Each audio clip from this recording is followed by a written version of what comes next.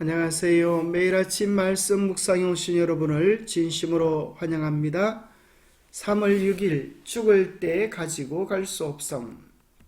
생각할 문제, 성경은 인간의 삶에 관하여 무엇을 가르쳐 주는가? 죽을 때 후회하지 않는 삶을 살려면 오늘 우리에게 주는 교훈은 무엇인가? 성경은 이렇게 말합니다. 시편 49편 17절. 그가 죽음에 가져가는 것이 없고 그의 영광이 그를 따라 내려가지 못하미로다. 디모데전서 6장 6절에서 7절. 그러나 자족하는 마음이 있으면 경건은 큰 이익이 되느니라. 우리가 세상에 아무것도 가지고 온 것이 없음에 또한 아무것도 가지고 가지 못하리니. 시편 39편 11절. 주께서 죄악을 책망하사 사람을 징계하실 때에 그 영화를 좀먹음같이 소멸하게 하시니 참으로 인생이란 모두 헛될 뿐이니이다. 야고보서 4장 14절.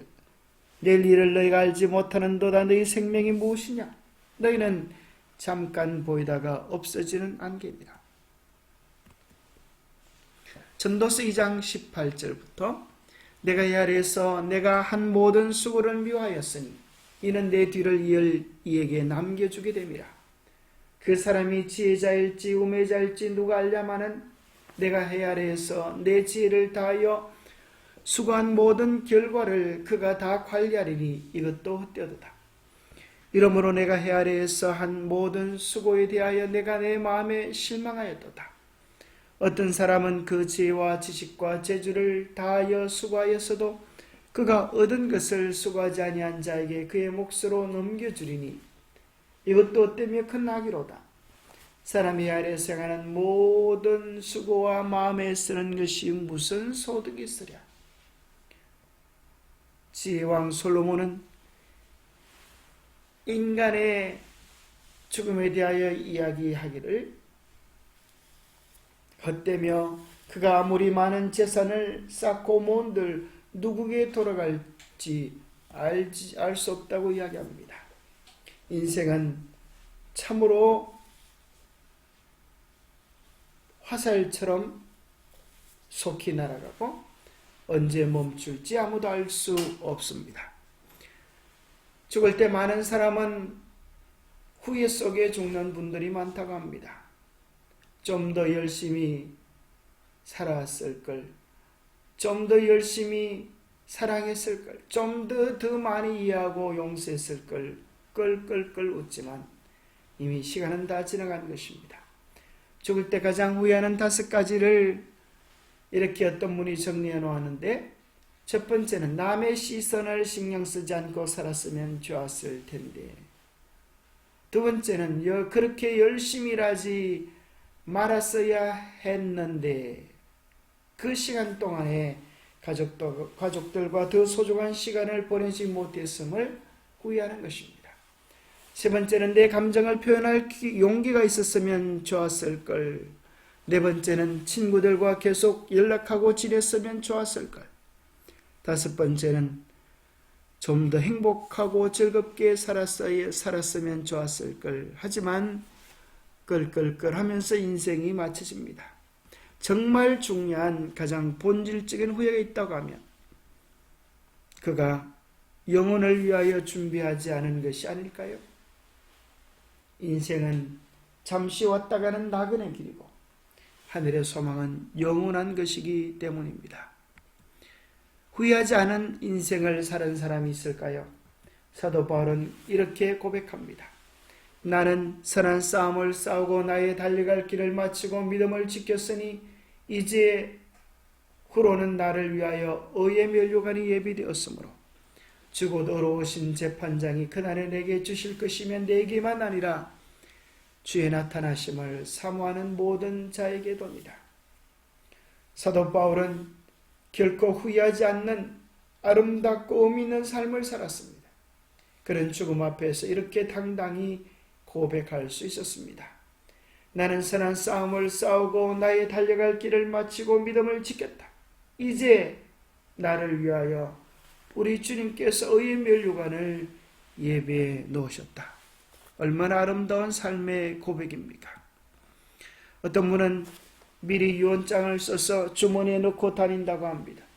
언제 무슨 일이 벌어져서 내 인생이 마쳐질지라도 이 유언장대로 그의 장래들이 집행되고 그의 남은 유산들을 처리해 주기를 기대하고 있는 것입니다.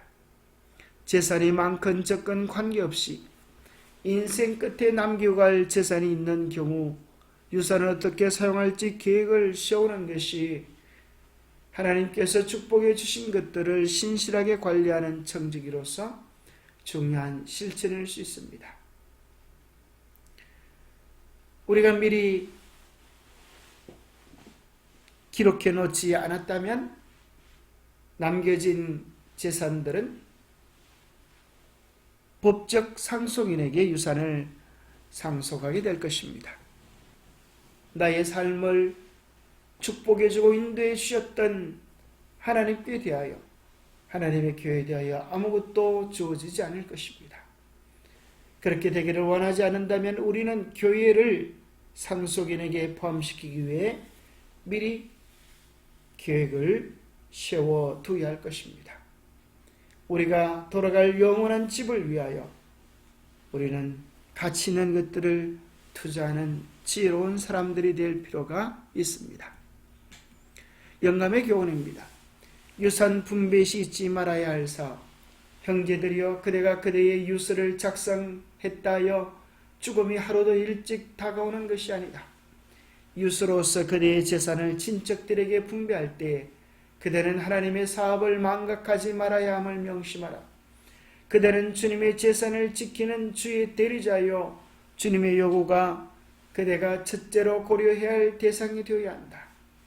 물론 그대의 아내와 자녀들이 핍절하도록 내버려 두어서는 안 된다. 만일 그들이 가난하다면 그들을 위하여 준비해 두어야 할 것이다. 기도하겠습니다. 하나님 아버지, 우리의 삶이 참으로 안개 같고 먼지 같음을 깊이 깨닫게 하여 주시고 일순간뿐인 우리의 삶을 하나님 앞에서 정직하고 아름답게 살아갈 뿐 아니라 혹 우리의 삶이 마쳐졌을 때에 우리의 남은 유산들도 지혜롭게 처리할 수 있는 충성스럽고 지혜로운 삶이 될 수 있도록 우리를 도와주시옵소서. 미리 쓰는 유언장을 통하여 참으로 인생의 진지한 죽음을 생각해 보게 도와주시고 언젠가는 반드시 다가올 그 날을 위하여 준비하며 아름답게 살아갈 수 있도록 도와주시옵소서. 우리의 삶의 영생을 주시고 천국을 예비해 주신 하나님께 드릴 우리의 몫을 결코 간과하지 않으며 가장 소중한 것을, 영원한 것을 위하여, 하늘을 위하여 바칠 수 있는 우리가 되게 하여 주시옵기를 우리 주 예수 그리스도 이름 어지하여 간절히 간구하옵나이다. 영원한 것을 위하여 영원한 관심을, 잠시 후에 사라질 세상을 위하여 잠시 작은 관심을 가져도 좋을 것입니다. 오늘도 주님 안에서 지롭게 삶을 사시는 하루가 되시기를 축복합니다. 감사합니다.